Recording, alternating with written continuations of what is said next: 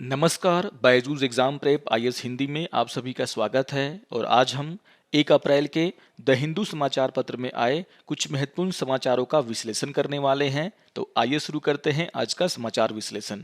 आज के समाचारों पर चर्चा करने से पहले एक बहुत ही महत्वपूर्ण सूचना आप सभी के लिए है। आप सभी के एग्जाम की तैयारी में मदद पहुंचाने के लिए हमारे द्वारा कुछ और वीडियोस रोजाना अपलोड किए जाएंगे और यहाँ पर इसकी शुरुआत आज से की जा रही है। और आप सभी को यह ध्यान में रखना है कि आज की बड़ी खबर नाम से एक वीडियो रोजाना हमारे YouTube चैनल पर अपलोड किया जाएगा। और आज की बड़ी खबर में हम उस दिन के एक महत्वपूर्ण खबर पर आप सभी के लिए जानकारी लेकर के आएंगे। आपको यह भी ध्यान में रखना है कि रोजाना यह वीडियो दोपहर के 1:30 बजे अपलोड किया जाएगा। आइए अब आज के सत्र के विषयों पर चर्चा कर लेते हैं। आज हम आपराधिक प्रक्रिया पहचान विधेयक 2022 पर चर्चा करेंगे। पुरानी पेंशन योजना की बहाली, इसको आधार बना करके जो न्यूज़ आया है हम उसकी यहाँ पे चर्चा करने वाले हैं। भारत नेपाल संबंध को आधार बना करके जो एडिटोरियल लिखा गया है हम उसकी भी यहाँ पे चर्चा करेंगे। और रूस के द्वारा किस तरीके से रूबल को स्थिर किया गया है, इसको लेकर के जो न्यूज़ आया है हम उस पर भी यहाँ पे चर्चा करेंगे। और सबसे अंतिम में इन विषयों पर आधारित मुख्य परीक्षा के अभ्यास प्रश्नों पर भी हम चर्चा करने वाले हैं। तो आइए शुरू करते हैं आज के इस सत्र को। आज के पेपर के पेज नंबर 8 पर एक एडिटोरियल आया जिसका शीर्षक है this is a criminal attack on privacy. और ये टॉपिक समान अध्ययन 2 शासन से जुड़ा हुआ है। जैसा कि आप सभी जानते हैं कि सरकार के द्वारा आपराधिक प्रक्रिया पहचान विधेयक 2022 लोकसभा में पेश कर दिया गया है और इसी को आधार बना करके यहाँ पे चर्चा किया गया है। यहाँ पर लेखक का ये कहना है कि आपराधिक प्रक्रिया पहचान विधेयक 2022 अपराध के दोषियों और आम नागरिकों की गोपनीयता को खत्म करता है। आप सभी को ध्यान में रखना है कि यह जो विधेयक सरकार के द्वारा पेश किया गया है इसका उद्देश्य कैदियों की पहचान अधिनियम 1920 को बदलना है, जिसमें कई दशकों से संशोधन की मांग हो रही थी। आपको यह भी ध्यान में रखना है कि 1980 के दशक में भारत के विधि आयोग ने अपनी 87th रिपोर्ट में तथा भारत के सुप्रीम कोर्ट ने यूपी बनाम राम बाबू मिश्रा के मामले में कैदियों की पहचान अधिनियम 1920 में संशोधन को लेकर के सुझाव दिए थे। यानी कि यह बहुत ही जरूरी था कि सरकार के द्वारा कैदियों की पहचान अधिनियम 1920 में संशोधन किया जाए। और इसी को ध्यान में रखते हुए सरकार के द्वारा आपराधिक प्रक्रिया पहचान विधेयक 2022 लोकसभा में पेश किया गया है। हालांकि जब यह विधेयक यहाँ पर पेश किया गया तो बहुत सारे विपक्षी पार्टियों के द्वारा इसका विरोध किया जा रहा है। और इन सभी बातों को समझने के लिए हमें पहले ये जानना होगा कि आखिर विधेयक में कौन कौन से प्रावधान किए गए हैं। आपको यह ध्यान में रखना है कि इस बिल में गिरफ्तार किए गए किसी व्यक्ति के निजी बायोलॉजिकल डाटा इकट्ठा करने की छूट दिया गया है। इसमें पुलिस उस व्यक्ति के अंगुलियों, पैरों, हथेलियों के निशान, रेटिना स्कैनिंग, भौतिक, जैविक नमूने और उनके विश्लेषण, हस्ताक्षर, लिखावट या अन्य तरह का डेटा एकत्र कर सकता है। और यहाँ पर यह भी कहा गया है कि अगर किसी के द्वारा इस अधिनियम के तहत माप लेने की अनुमति देने का विरोध या इनकार किया जाता है तो इसे भारतीय दंड संहिता की धारा 186 के तहत अपराध माना जाएगा। ये बहुत ही इंपॉर्टेंट बात है जिसको कि आपको ध्यान में रखना है। यहाँ पर यही बताया गया है कि आखिर वे कौन से व्यक्ति होंगे जिनका विवरण लिया जा सकता है। अधिनियम के अनुसार यहाँ पर यह कहा गया है कि कुछ अपराधों के लिए दोषी व्यक्ति जैसे कि कम से कम 1 वर्ष के कठोर कारावास के साथ दंडनीय अपराध, वैसे लोगों के नमूने यहाँ पर लिए जाएंगे। यहाँ पर यह भी कहा गया है कि वैसे व्यक्ति जिन्हें दंड प्रक्रिया संहिता 1973 के तहत अच्छे व्यवहार या शांति बनाए रखने के लिए सुरक्षा देने का आदेश दिया गया है, उनके भी डेटा यहाँ पर लिए जा सकते हैं। तीसरी बात यहाँ पर यह कही गई है कि ऐसे व्यक्ति जिन्हें कम से कम 1 वर्ष के कठोर कारावास के दंडनीय अपराध के संबंध में गिरफ्तार किया गया है, उन व्यक्तियों के डेटा भी यहाँ पर लिए जाएंगे। तो यहाँ पर इन सभी बातों को आपको ध्यान में रखना है। इसी तरीके से इस विधेयक में यह भी जानकारी दी गई है कि जो विवरण यहाँ पर एकत्र किए जाएंगे उन्हें कब तक के लिए स्टोर किया जाएगा। अगर हम इस बिल की बात करें तो उसमें यह कहा गया है कि जो भी विवरण यहाँ पर संग्रह किए जाएंगे उसे संग्रह की तारीख से 75 वर्षों के लिए डिजिटल या फिर इलेक्ट्रॉनिक रूप से बनाए रखने की आवश्यकता होगी। यानी कि जिस दिन आपके नमूने लिए जाएंगे उसके बाद से 75 वर्षों तक यहाँ पर इन्हें एकत्र करके रखा जाएगा। यहाँ पर यह भी कहा गया है कि कुछ मामलों में रिकॉर्ड को नष्ट किया जा सकता है, जैसे वैसे लोग जिन्हें दोषी नहीं ठहराया गया है, जिनके मुकदमों को रद्द कर दिया गया है या फिर अदालत के द्वारा उन्हें रिहा कर दिया गया है, वैसे लोगों के नमूनों को समय से पहले नष्ट भी किया जा सकता है।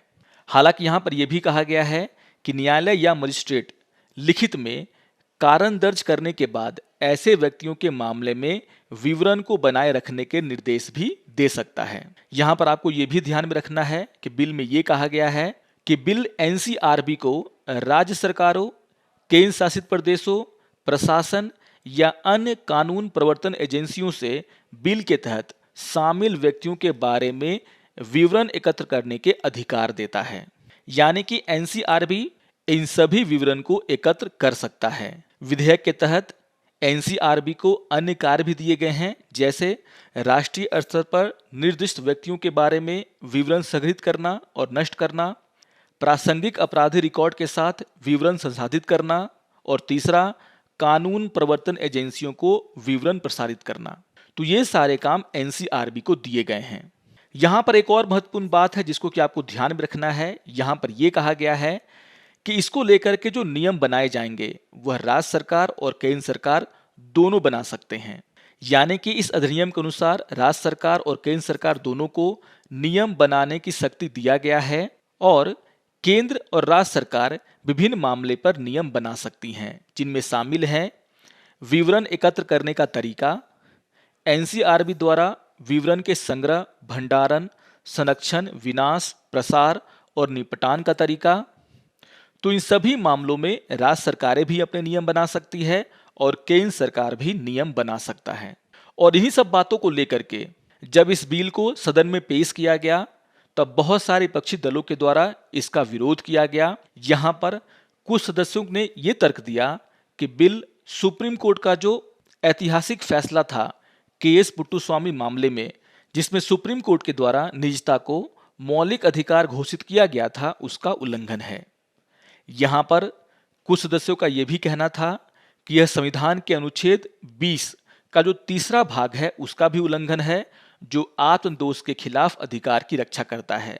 आपको ध्यान में रखना है कि जो आर्टिकल 20 है उसका जो तीसरा भाग है उसके अनुसार किसी अपराध के आरोपी व्यक्ति को अपने खिलाफ गवाह बनाने हेतु बाध्य नहीं किया जा सकता।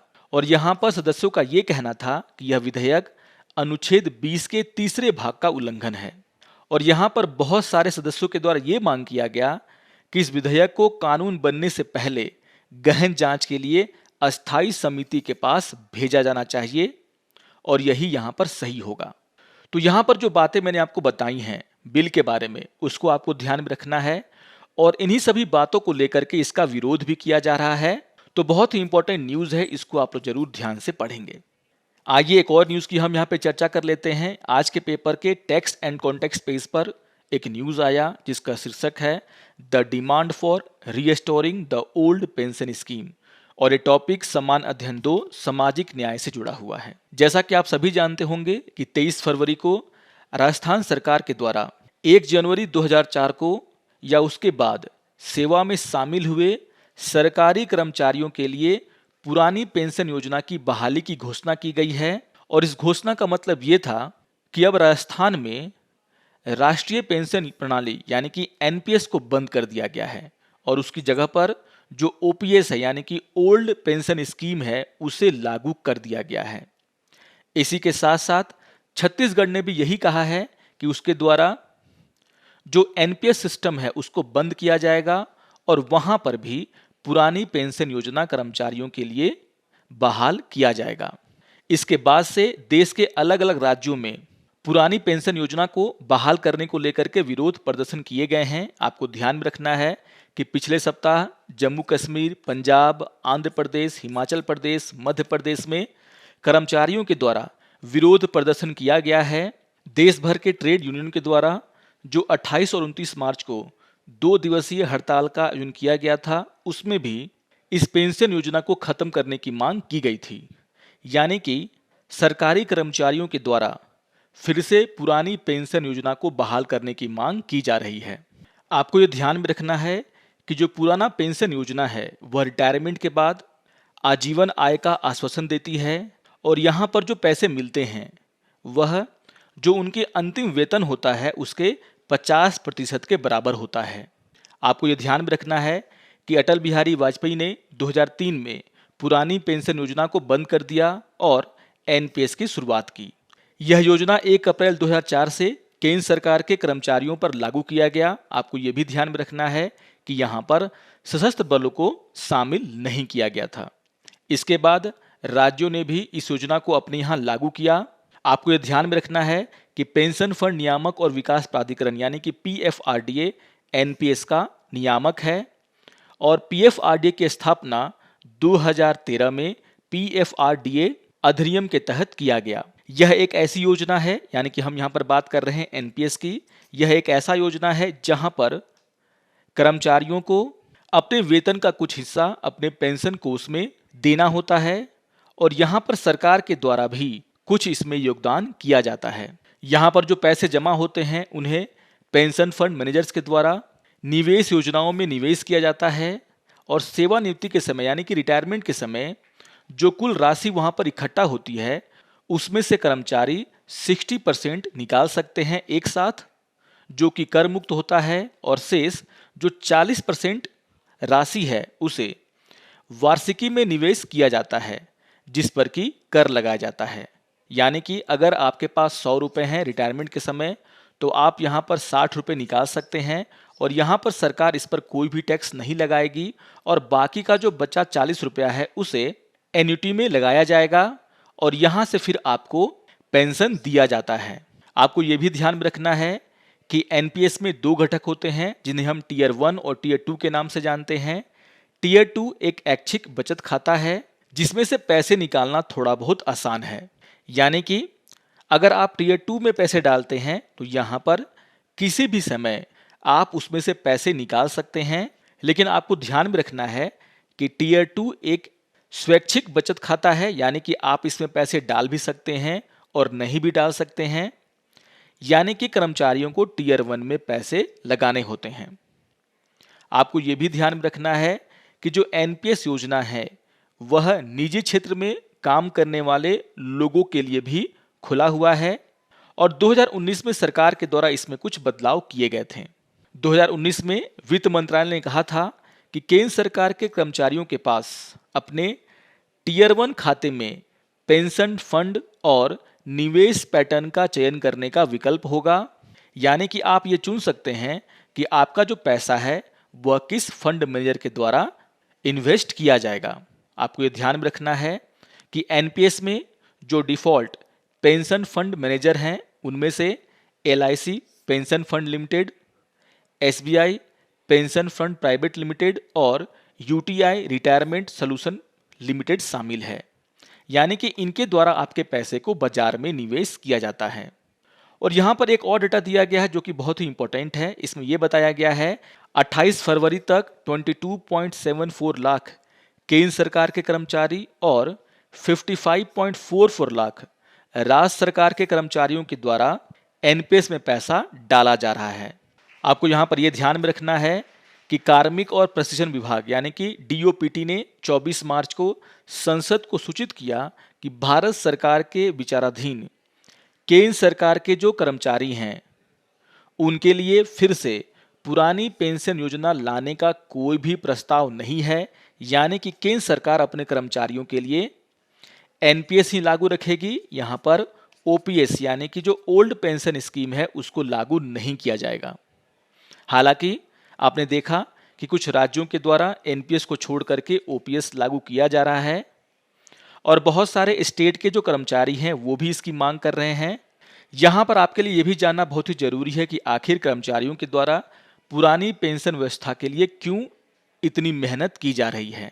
जैसा कि मैंने कहा कि जनवरी 2004 में एनपीएस लागू होने से पहले जब कोई सरकारी कर्मचारी रिटायर होता था तो उसे उसकी अंतिम सैलरी का 50% हिस्से के बराबर पेंशन तय कर दिया जाता था। और यहाँ पर आपको ये ध्यान में रखना है कि ओपीएस में जो सबसे बड़ा फायदा था वो ये था कि अगर किसी व्यक्ति के द्वारा किसी कंपनी में या फिर सरकारी कर्मचारी के रूप में अगर 40 साल की नौकरी की गई हो या फिर 10 साल की नौकरी की गई हो, पेंशन की राशि अंतिम सैलरी से तय होती थी, यानी कि यह एक डेफिनिट बेनिफिट स्कीम था। इसके विपरीत एनपीएस डेफिनिट कंट्रीब्यूशन स्कीम है, यानी कि इसमें पेंशन की राशि इस पर निर्भर करती है कि नौकरी कितने साल किया गया है और एन्युटी की राशि कितनी है। मतलब कि अगर आप 10 साल तक काम करते हैं, 10 साल में आपने जितना पैसा यहाँ पर जमा किया है वही पैसा आपको पेंशन के रूप में मिलता है, और इसलिए बहुत सारे कर्मचारियों के द्वारा पुरानी पेंशन व्यवस्था की मांग की जा रही है। तो इस न्यूज़ में यह बताने का प्रयास किया गया है कि आखिर ओपीएस और एनपीएस में क्या अंतर है और क्यों यह डिमांड बढ़ता जा रहा है कर्मचारियों के बीच में कि ओल्ड पेंशन स्कीम को फिर से शुरू किया जाए। आइए एक और एडिटोरियल की हम यहाँ पे चर्चा कर लेते हैं। आज के पेपर के पेज नंबर 8 पर एक एडिटोरियल आया जिसका शीर्षक है an opportunity to repolish India Nepal ties, और ये टॉपिक समान अध्ययन 2 अंतर्राष्ट्रीय संबंध से जुड़ा हुआ है। जैसा कि आप सभी जानते होंगे कि नेपाल के प्रधानमंत्री शेर बहादुर देउबा भारत की यात्रा पर आने वाले हैं और उनकी यात्रा 1 अप्रैल से शुरू हो रही है। और यहाँ पर लेखक के द्वारा ये कहा गया है कि नेपाल के प्रधानमंत्री की ये जो यात्रा है वह भारत और नेपाल के संबंध के बीच में मील का पत्थर साबित होने वाली है। और यहाँ पर आपको ध्यान में रखना है कि यह जो यात्रा हो रही है नेपाल के प्रधानमंत्री की, वह 4 सालों के बाद हो रहा है, यानी कि 4 साल के अंतराल के बाद कोई नेपाली नेता भारत आ रहा है, जो कि बहुत ही महत्वपूर्ण है। यहाँ पर शुरू में ये बताने का प्रयास किया गया है कि आखिर अभी के टाइम में भारत और नेपाल के संबंध कैसे हैं। यहाँ पर ये बताया जा रहा है कि भारत और नेपाल के संबंध जो सितंबर 2015 में भारतीय नाकेबंदी के बाद ऐतिहासिक रूप से निचले स्तर पर आ गए थे, अभी तक ठीक नहीं हुए हैं। आपको याद होगा कि जब भारत सरकार के द्वारा विमुद्रीकरण किया गया था तो उस समय जो नेपाली राष्ट्रीय बैंक है उसके पास जो रुपए पड़े हुए थे जिनकी संख्या मात्र 7 करोड़ थी, उसे यहाँ पर स्वीकार नहीं किया गया था, यानी कि उसकी अदला बदली नहीं की गई थी। और इसके कारण भी नेपाल में जो भारत की छवि है वह खराब हुआ। आपको ये भी ध्यान में रखना है कि नेपाल से जो लोग उड़ान भर करके भारत में आते हैं, यानी कि जो यात्री भारत आते हैं, उनका बोर्डिंग से पूर्व गहन सुरक्षा जांच किया जाता है। और यहाँ पर जो इंडियन एयरलाइंस के विमान का जो अपहरण हुआ था, जिसके अभी 20 साल पूरे हो चुके हैं, उसके बाद भी नेपाल से जब भी कोई यात्री भारत आना चाहता है तो यहाँ पर उसका गहन सुरक्षा जांच किया जाता है। और इसके कारण भी भारत और नेपाल के लोगों के बीच में संबंध खराब हो रहे हैं। तो यहाँ पर शुरू में ये बताने का प्रयास किया गया कि आखिर भारत और नेपाल के बीच जो अभी संबंध हैं उनका स्तर कैसा है। यहाँ पर भारत और नेपाल के बीच जो संबंध है उसमें यहाँ का जो जियोपॉलिटिक्स है, यानी कि भू राजनीति है, उसका भी बड़ा योगदान है। और यहाँ पर यह समझाने का प्रयास किया गया है कि नेपाल जो कि चीन और भारत के बीच में बसा हुआ है, वो हमेशा इस असमंजस में रहता है कि उसको किसके साथ अपने रिश्ते अच्छे करने हैं। यहाँ पर एक एग्जाम्पल दे करके यहाँ का जो जटिल जियोपॉलिटिक्स है उसको समझाने का प्रयास किया गया है। यहाँ पर आपको ध्यान में रखना है कि अमेरिका के द्वारा एमसीसी यानी कि मिलेनियम चैलेंज कॉरपोरेशन के तहत नेपाल को 500 मिलियन अमेरिकी डॉलर का अनुदान दिया गया। और यहाँ पर जब ये अनुदान दिया गया तो नेपाल में चीन के समर्थन से वहाँ पर इसका विरोध शुरू हो गया। सोशल मीडिया में इसके खिलाफ काफ़ी न्यूज़ आए, सड़कों पर इसका विरोध किया गया, लेकिन भारत ने इस मामले में कुछ भी नहीं कहा। इससे ये लगा कि आखिर भारत इसके पक्ष में है कि इसके विरोध में है। हालांकि चीन के द्वारा, अमेरिका के द्वारा जो अनुदान दिया जा रहा था नेपाल को, उसका पूरा विरोध किया गया, लेकिन भारत ने ना तो इसका विरोध किया ना ही इसका समर्थन किया। तो आप समझ सकते हैं कि यहाँ पर जो जियोपॉलिटिक्स है वो कितना कॉम्प्लिकेटेड है, और इसके कारण भी नेपाल और भारत के संबंध उतने अच्छे नहीं हैं जितने पहले हुआ करते थे। यहाँ पर इस यात्रा को लेकर के लेखक के द्वारा कुछ सुझाव भी दिए गए हैं। यहाँ पर यह बताया गया है ये जो यात्रा हो रही है नेपाल के प्रधानमंत्री की, उसमें भारत और नेपाल को कुछ प्राथमिकताएं तय करनी होंगी। जैसे यहाँ पर भारत के द्वारा नेपाल से बिजली खरीदने को लेकर के बात किया जा रहा है और यहाँ पर लेखक का ये कहना है कि अगर बिजली व्यापार को लेकर के कोई समझौता होता है तो यह भारत और नेपाल के बीच में फिर से संबंधों को अच्छा करेगा और भारत के लिए फायदेमंद होगा। यहाँ पर लेखक के द्वारा ये कहा गया है कि भारत सौर ऊर्जा जैसे परियोजनाओं में बढ़ चढ़ करके हिस्सा ले रहा है, लेकिन जल विद्युत भी हमारे देश के लिए एक अच्छा स्रोत है और यहाँ पर अगर भारत नेपाल से जल विद्युत खरीदता है तो भारत को अपने देश में जल विद्युत लगाने की आवश्यकता नहीं होगी, क्योंकि इन परियोजनाओं में अरबों डॉलर खर्च होते हैं और प्रदूषण भी फैलता है। तो ये भारत के लिए अच्छा होगा कि वह नेपाल से जल विद्युत खरीदे। यहाँ पर व्यापार को लेकर के भी बातें कही गई हैं और यहाँ पर लेखक के द्वारा ये कहा गया है कि भारत और नेपाल को व्यापार में बिक्री और भुगतान के लिए इलेक्ट्रॉनिक प्लेटफॉर्म का इस्तेमाल करना चाहिए, जिससे कि यहाँ पर नए अवसर पैदा होंगे। यहाँ पर जो तीसरी बात लेखक के द्वारा कही गई है वो ये है कि नेपाल को अगर भारतीय निवेश चाहिए तो यहाँ पर उसे यह सुनिश्चित करना होगा कि अगर भारतीय कंपनियों के द्वारा नेपाल में निवेश किया जाता है तो उनका निवेश सुरक्षित होगा। यानी कि नेपाल को bilateral investment promotion and protection agreement पर अधिक से अधिक ध्यान देने की आवश्यकता है, जिससे कि जो भारतीय इन्वेस्टमेंट है वह नेपाल में ज़्यादा से ज़्यादा हो सकेगा। तो यहाँ पर किस तरीके से भारत और नेपाल के संबंध अच्छे हो सकते हैं इस यात्रा से, इसको लेकर के यहाँ पे चर्चा किया गया है, जो कि काफ़ी महत्वपूर्ण है। आइए एक और न्यूज़ की हम यहाँ पे चर्चा कर लेते हैं। आज के पेपर के टेक्स्ट एंड कॉन्टेक्स्ट पेज पर एक न्यूज़ आया जिसका शीर्षक है the rise of the rouble एमिड the Ukraine invasion, और ये टॉपिक समान अध्ययन 3 आर्थिक विकास से जुड़ा हुआ है। यहाँ पर इस बात को समझाने का प्रयास किया गया है कि आखिर जो रूस की करेंसी है रूबल, वह किस तरीके से अपनी स्थिति को मजबूत करते हुए जा रही है। यहाँ पर यह कहा गया है कि रूबल ने यूक्रेन के आक्रमण के बाद हुए लगभग सभी नुकसानों की भरपाई कर ली है और कई लोगों को आश्चर्यचकित किया है जिन्होंने भविष्यवाणी की थी कि यह और गिर जाएगा। यहाँ पर इस बात को समझाने का प्रयास किया गया है कि आखिर रूस पर किस तरह के प्रतिबंध लगाए गए थे।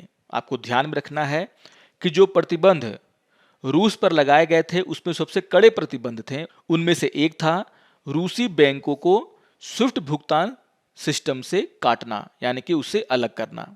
इसके अलावा विदेशों में रूसी केंद्रीय बैंक के जो विदेशी भंडार थे उनको रोकना भी इसमें शामिल था। तेल की बड़ी कंपनियां जैसे ब्रिटिश पेट्रोलियम और सेल सहित कई पश्चिमी कंपनियों ने भी पश्चिमी सरकार के दबाव में रूस के साथ बिजनेस करना बंद कर दिया और यहाँ पर जो प्रतिबंध लगाए गए थे उसके कारण मूल रूप से जो रूसी व्यवसायी थे वे ना तो विदेशों में अपना सामान बेच सकते थे, ना ही वहाँ से सामान खरीद सकते थे। तो यहाँ पर कई तरह के कड़े प्रतिबंध रूस पर लगाए गए थे, जिसके कारण जो रूस की करेंसी है वो लगातार कमजोर हो रही थी। यहाँ पर यह कहा गया है कि विदेशों में रखे गए बैंक ऑफ रूस के विदेशी मुद्रा भंडार को फ्रीज करने से रूसी केंद्रीय बैंक के लिए रूसी मुद्रा के मूल्य को बढ़ाने के लिए अपने विदेशी भंडार का उपयोग करना कठिन हो गया था। और यहाँ पर यह जानकारी दी गई है कि 24 फरवरी को यूक्रेन पर रूस का हमला होने से पहले एक अमेरिकी डॉलर की कीमत 81 रूबल थी और जब हमला यहाँ पर रूस के द्वारा किया गया उसके बाद इसमें भारी मात्रा में गिरावट हुआ और कुछ ही हफ्तों बाद एक अमेरिकी डॉलर की कीमत 151 रूबल हो गया। हालांकि मार्च के शुरुआत में रूबल की जो स्थिति है वो काफ़ी सुधरी है और अभी $1 की कीमत लगभग 83 रूसी रूबल है। और इसीलिए यहाँ पर यह कहा जा रहा है कि रूबल ने युद्ध के बाद हुए सभी नुकसानों को काफ़ी हद तक ठीक कर लिया है। आप इस फिगर में भी देख सकते हैं कि जब हमला किया गया रूस के द्वारा उस समय जो रूबल की स्थिति थी वह 81 के आसपास था। इसके बाद इसमें भारी गिरावट हुआ और यहाँ पर भी शेप की आपको रिकवरी देखने को मिल रही है। तो जो रिकवरी है वो कैसे हुआ, इसी को लेकर के यहाँ पे चर्चा किया गया है। इस न्यूज में ये समझाने का प्रयास किया गया है कि सबसे पहले यह ध्यान दिया जाना चाहिए कि किसी भी मुद्रा की कीमत या विनिमय मूल्य मुद्रा की आपूर्ति और मांग से निर्धारित होता है। और जब पश्चिमी सरकारों ने रूस पर प्रतिबंध लगाए तो ना तो रूस में निवेश आ सकता था, ना ही कोई रूसी सामानों को खरीद रहा था, जिसके कारण रूस में डॉलर का प्रवाह कठिन हो गया। रूसी केंद्रीय बैंक में जो प्रतिबंध लगाए गए थे उससे यह सुनिश्चित किया गया कि बैंक ऑफ रूस रूबल के मूल्य को बढ़ाने के लिए अमेरिकी डॉलर का बाढ़ बाजार में नहीं ला सके।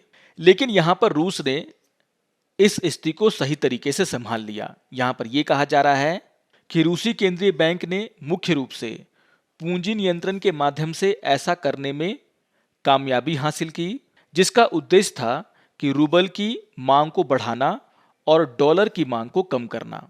और यहां पर उदाहरण देकर के इसको समझाने का प्रयास किया गया है। यहां पर यह बताया गया है कि रूस के बैंक ने रूसी ऊर्जा निर्यातकों को आदेश दिया कि वे अपने विदेशी मुद्रा जो भंडार हैं उसका उपयोग रूबल को खरीदने के लिए करें।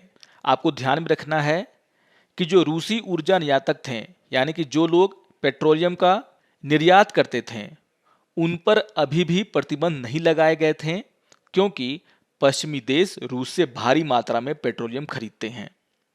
और यहाँ पर जो ये कंपनियां थीं, उनके पास जो विदेशी मुद्रा भंडार था उसका उपयोग यहाँ पर रूस ने किया रूबल को खरीदने के लिए। यहाँ पर रूसी सरकार ने रूसी दलालों को यह आदेश दिया कि वे विदेशियों को रूस में अपनी संपत्ति बेचने की अनुमति ना दें। यह पूंजी को बाहर जाने से रोकने के लिए किया गया, जिससे कि रूबल और कमजोर होता, क्योंकि यहाँ पर जो निवेशक थे वे डॉलर खरीदने के लिए अपने रूबल को बेचते। यहाँ पर रूस के द्वारा अपने बेंचमार्क ब्याज दरों में 20% तक की बढ़ोतरी की गई, जिससे कि कुछ विदेशी निवेशक आकर्षित होकर के रूस में इन्वेस्टमेंट करने के लिए आए, जिससे कि रूबल को मजबूती मिली। इसके अलावा यहाँ पर यह भी कहा जा रहा है कि जिस तरीके से रूस और यूक्रेन के नेताओं के बीच में शांति वार्ता शुरू हुआ, इसका असर भी यहाँ पर देखने को मिला। और यहाँ पर बहुत सारे कंपनियों ने यह सोचा कि अगर ये शांति वार्ता सफल हो जाती है तो जो आर्थिक स्थिति है वह समान हो जाएगा, जिससे कि रूबल कुछ हद तक मजबूत हुआ। तो यहाँ पर ये सारे काम करके रूस ने जो झटका उसे लगा था प्रतिबंधों का, उससे रूबल को बचाने का काम किया है। और देखने को ये मिल रहा है कि अब रूबल की जो स्थिति है वो पुराने स्तर पर आ रही है। तो इसी बात को यहाँ पर समझाने का प्रयास किया गया है। इसको आप लोग जरूर ध्यान से पढ़ेंगे। आइए अब इन विषयों पर आधारित मुख्य परीक्षा के अभ्यास प्रश्नों पर चर्चा कर लेते हैं। यहाँ पर क्वेश्चन नंबर 1 है, आपराधिक प्रक्रिया पहचान विधेयक 2022 अपराध के दोषियों और आम नागरिकों की गोपनीयता को खत्म कर सकता है? इस कथन पर चर्चा करें। तो बहुत ही इंपॉर्टेंट क्वेश्चन है ये। और जब आप इसका उत्तर लिखेंगे तो यहाँ पर जो बातें मैंने आपको बताई है विधेयक के बारे में, आप उसकी यहाँ पे चर्चा करें और फिर यहाँ पर ये बताने का प्रयास करें कि कैसे इसके प्रावधान सुप्रीम कोर्ट के निर्णय का अनुच्छेद 20 के जो तीसरा भाग है उसका उल्लंघन करता है। और यहाँ पर आपको यही बताना होगा कि यह विधेयक क्यों जरूरी था, लेकिन जो बातें यहाँ पर सरकार के द्वारा डाली गई हैं वह कितना खतरनाक हो सकता है, इसका मिसयूज होने के पूरे चांसेस हैं। तो इन सभी बातों को आधार बना करके आप अपने उत्तर को लिख सकते हैं। आइए अब क्वेश्चन नंबर 2 पर चर्चा कर लेते हैं। क्वेश्चन नंबर 2 है, राष्ट्रीय पेंशन योजना से कर्मचारियों को किस प्रकार लाभ होगा, योजना में क्या बदलाव किए गए हैं? तो यहाँ पर आप कंपेयर कर सकते हैं ओपीएस और एनपीएस के बीच में, और यहाँ पर आप बता सकते हैं कि आखिर ओपीएस के क्या लाभ थे और एनपीएस के क्या लाभ हैं, और लाभों को आधार बना करके ही आप अपना उत्तर यहाँ पर लिख सकते हैं। आशा करता हूँ कि आपको आज का ये समाचार विश्लेषण पसंद आया होगा। सारे न्यूज़ बहुत ही इंपॉर्टेंट हैं, इन सभी को आप रिवाइज कर लेंगे।